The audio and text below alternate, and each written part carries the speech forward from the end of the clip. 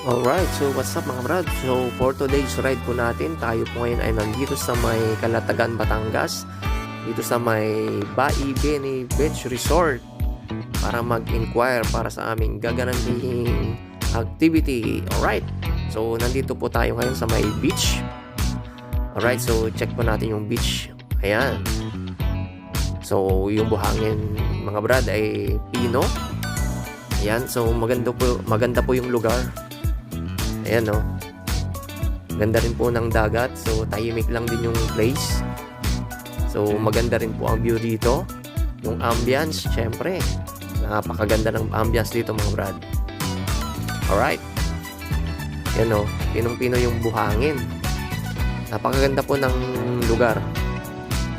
Ayan. So sa mga nagbabalak sa Batangas, maghanap ng resort, try nyo po dito. Ayan. So this time po ay